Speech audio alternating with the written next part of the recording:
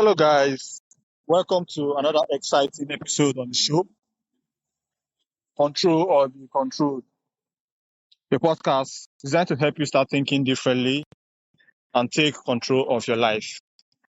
And as always, I remain your host, Darlington.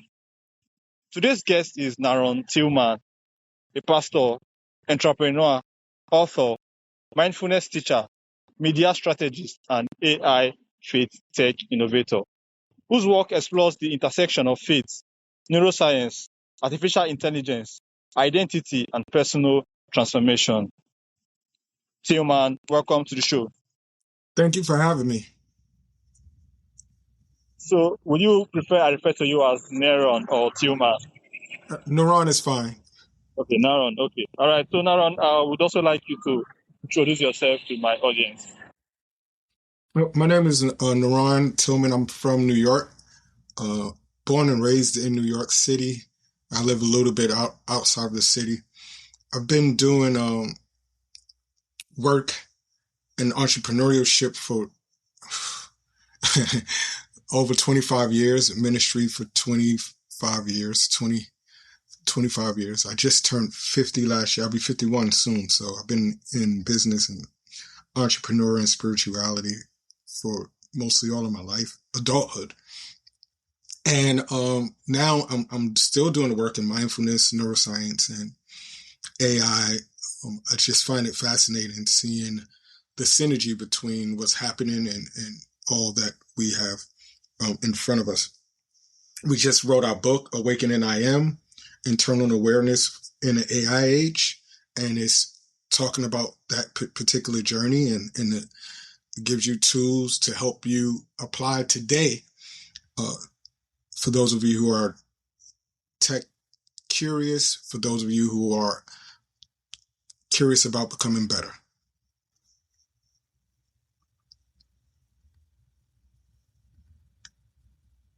All right. Thank you so much. So, I have some questions here for you, and I would like to get into them. Okay. So, your book is titled Awakening I Am, Internal Awakening in an AI Age. What does internal awakening mean? And why is it more important than ever? Well, it's internal awareness. And awareness is the key to any movement. To be aware is to be alive, is to know what direction you want to go. And not just the direction, but you can be aware of where you may be lacking so that you can get the necessary help.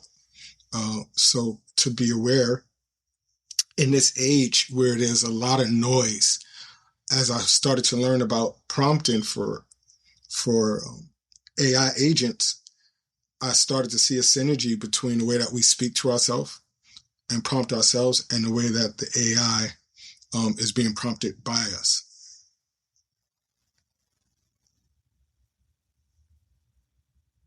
All right, thank you so much.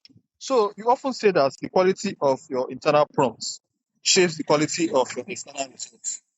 Can you explain what that means? Because we can't align to be something that we don't believe that we can ascribe to. My first business was construction. And before we did any work, we had to have a blueprint. But that blueprint was the imagination of the architect within the guidelines of the township. So the town gives you the guidelines to work with, but the architect has the responsibility or has the budget or the know-how to take that blank space and to create something. And then we now have to go in and fulfill that which is on the paper. Well, that's the same way our mind works. If we're not clear, if we don't have a clear picture of where we want to end up at, then we can be tossed and driven by anybody's deciding where we should be. And my job is to help people to find clarity, to become aware of their who they are internally, and then to get them on a path to where they're actually fulfilling that which they have been born to do.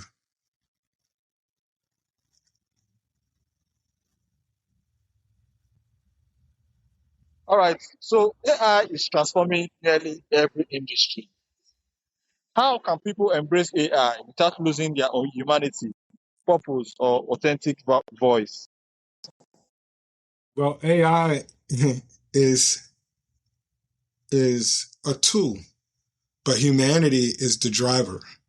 So you don't lose your voice once you identify your voice. I think a huge part of the problem is, and which is why I got into taking prompt and which is now context engineering courses, is because I was going at AI to solve a human problem.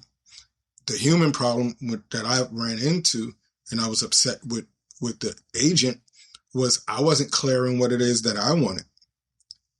If the human comes into the relationship with, whether it's Claude or ChatGPT or whatever agent that we use, and we're going to be flooded within the next 3 years with so many agents, without clarity of what it is that they desire, then they're going to be pushed to go into this cookie cutter. But when you understand what it is that you desire, whether you're a small entrepreneur, small business owner, entrepreneur, or student, when you come in having an idea of your end result, then the communication becomes clearer. And the more clarity we have in communication, the better the output the agent gives.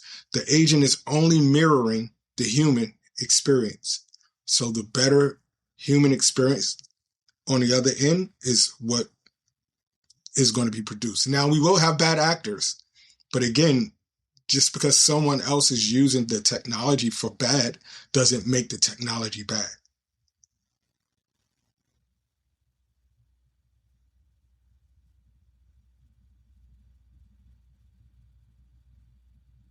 Okay. So where do faith, neuroscience, and mindfulness intersect? And why do you believe they belong in the same conversation? The first large language model, and that's what AI is. It's a large language model that intakes information and gives back results. But the first large language model that was ever created was the subconscious mind. The subconscious mind is where all of our auto-piloted movements exist. You don't have to remind yourself to blink or breathe or move when certain things are going on, because those are pre-programmed within us, except if you have some type of disorder or disability. But there's another part of the subconscious mind where we are programming or being programmed by what we listen to, by our worldviews, religion, childhood.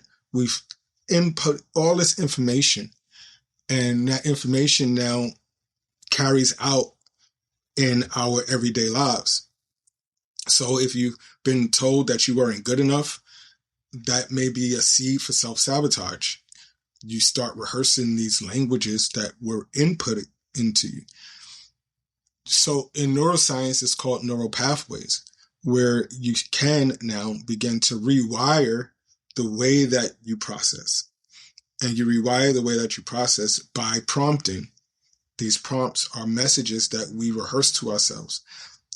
And the fastest way to rewire may be while we're sleeping, where the conscious mind is resting and the subconscious mind is taking in new inputs.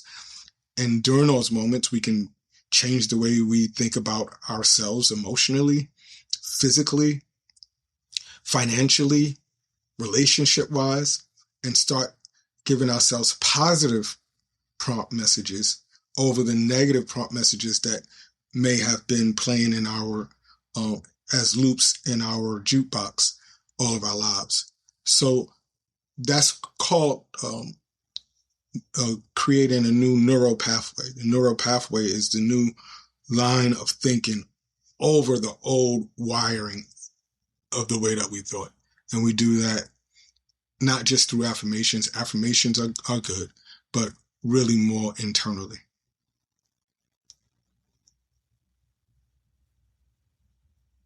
Okay. So What are some of the internal habits or thought patterns that quietly keep people stuck? Well, I know I work with people in person, and I know two words that keep people stuck. Well, there's a bunch of two-word phrases that keep people stuck. One is I can't. Um, when we see a task that may be arduous or maybe out of the realm of our capacity in the moment, we have this default program saying, I can't do that. So if we are accustomed to using that phraseology, then we will never. The second one is I'm trying. I'm trying to get things done. I'm trying to do my laundry. Well, are you trying or are you doing? Is it we'll use the word I'm trying with the phrase I'm trying while we're doing the said task, which means that we have these phrases stuck in our head. When we try to accomplish something, we're constantly chasing after it. We don't want to be in a constant pursuit by trying. We want to actively do. And the last phrase that may keep us stuck is I want. One is a low vibrational phrase, but one that is taught to us from childhood. First thing that they ask us when we go to school is, what do you want to be? Want keeps us desiring, right? I want to be successful. If I just have this wants and needs, I want to be a millionaire. I want to, without having any real direction as to how, then people start to do anything for money because they're trying to satisfy a want. And every time we trying to satisfy a want, the want flees from us to keep us in chase mode. And we can erase and eliminate those phrases by I am. Those powerful words. I am becoming, I am doing. And that's how we close out the gap from I'm trying, I can't, I want, with just two simple words, I am.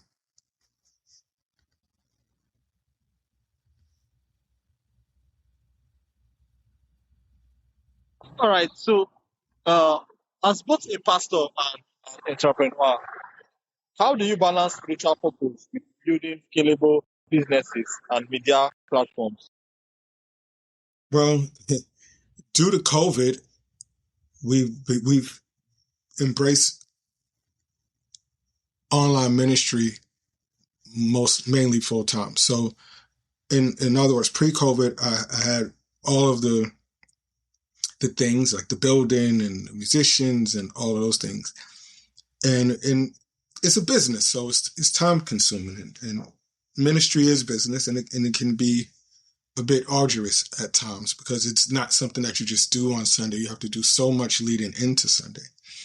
And what happened during COVID, I started to look at the amount of people that we were able to reach online, impact online, and it also still not miss a beat in sharing the message, because the message is the most important thing. I'm a musician. I like to sing and all of those things, and all of those fixings are great. And then maybe in one season, another season in my life, we'll be back at that. But I've been able to juggle it because in this season of AI, most of everything, not just AI, the digital season that we live in, I've been able to reach more people digitally and have a more global mindset as it relates to ministry, as opposed to the 1 or 2 mile radius, north, south, east, and west, trying to chase those people to come into a building. So that's been freeing. It's been challenging because, most people still hunger after that connection, that in-person ministry brings. So we have people that service that area. We have people that service the area in which I'm servicing, and we're building community. So we're able to imagine more and to pursue other things. And once those things are in place and thriving, we can start to do everything. So we've, instead of segmenting ministry, entrepreneurship and AI and all those things, we've actually put it all under one umbrella and made this beautiful moat of and that we share with the world. Like, that's how I'm here talking to you today.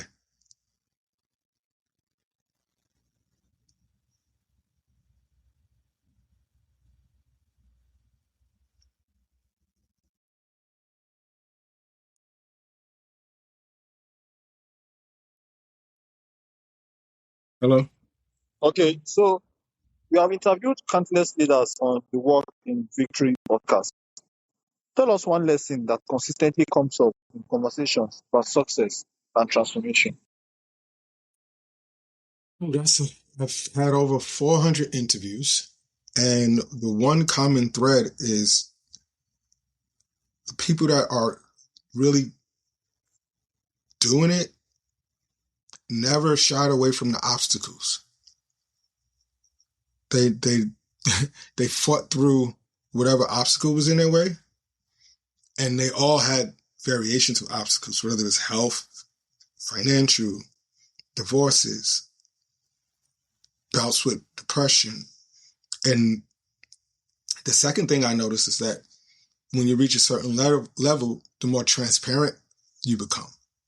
So when I interview a person, they feel comfortable sharing things that they may not have felt comfortable sharing early in their career, because they realize that the journey that they went through is filled with not just ups and highs, but it's filled with ups and downs. And that's what makes our podcast kind of unique, is we dig for those stories, those punchlines, not because we're trying to make a moment or go viral, but because we want people on the other side to see that, yes, you may see this person over here now thriving, but they too had repossessed cars or businesses shut down and all of the things that happens in the journey.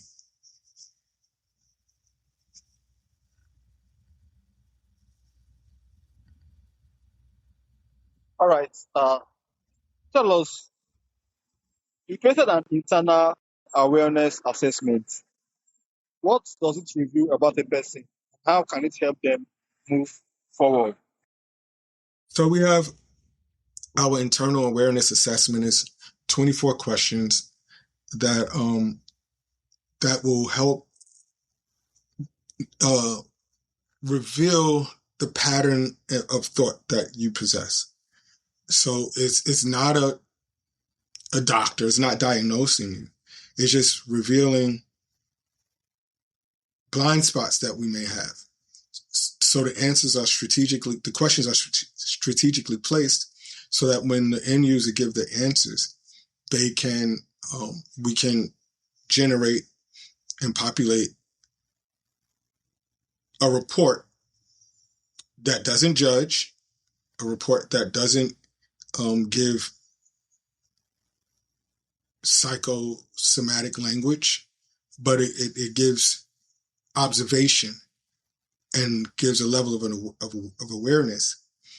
Each person that finishes the assessment will be given their own I am statement that is crafted from their answers, and is helpful for them to use these affirmations. They can record them and play them at night, however they want to use them.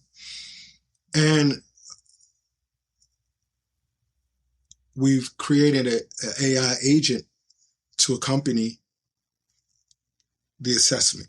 So you can upload the assessment, put it into our AI agent, and the agent now becomes your personal buddy, so to say, your accountability coach on a day in, day out basis, just to softly remind you or gently remind you of your affirmations, to progress and monitor your progress.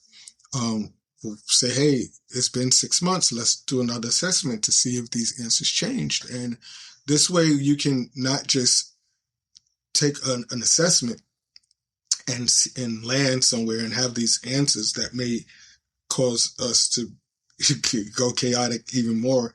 But we also have a component where you can continue to grow and track and trace and to see if the systems that we have put in place are actually viable for transformation. And we believe that they are because we put a lot of time into it.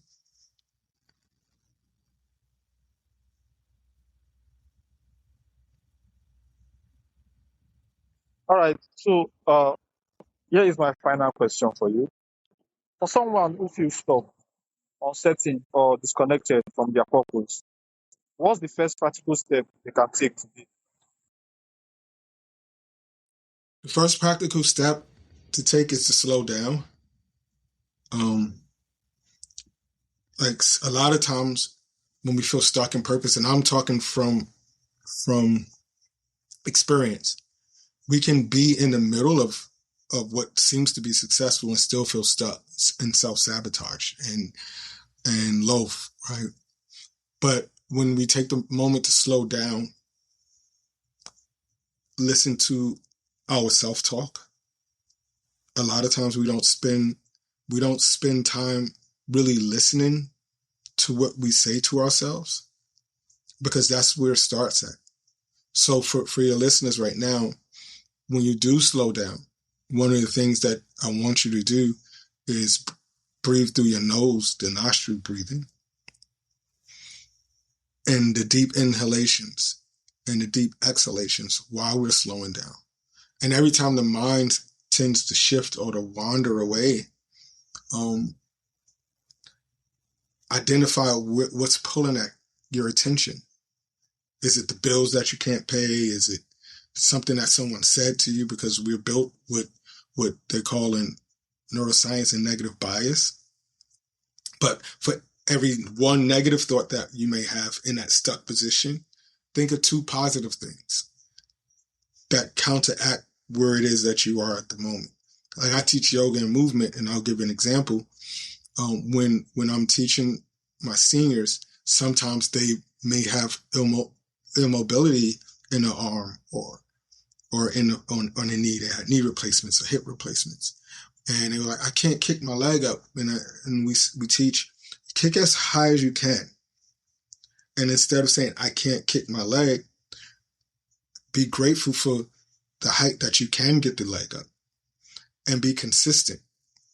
And through gratitude and consistency and being and moving from small micro movements, eventually when you keep coming back and you keep trying and you keep doing it every day, or you're not trying and you're actively doing every day, you'll see progress. In order to see progress, you have to start. But start by slowing down. Don't add more onto your plate because you're going to overwhelm yourself. Be grateful for where you are. Slow down. Take a few moments to enjoy the flowers. And then you'll find your purpose, because your purpose is living within you, not without.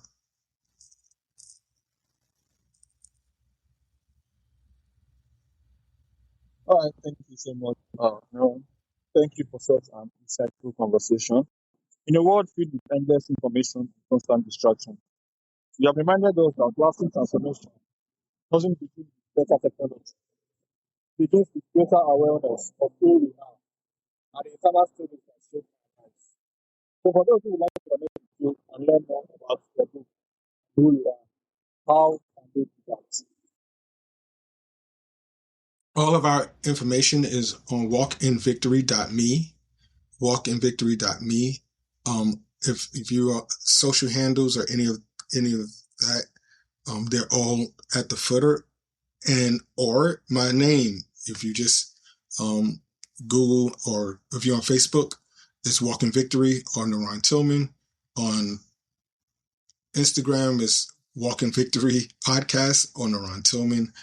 On LinkedIn is Neuron Tillman. So I'm easy to find, and I really do want to hear from you. And if there's any way that we can continue to build and help you grow, we're here to do that, because that's our job, to provide clarity to people.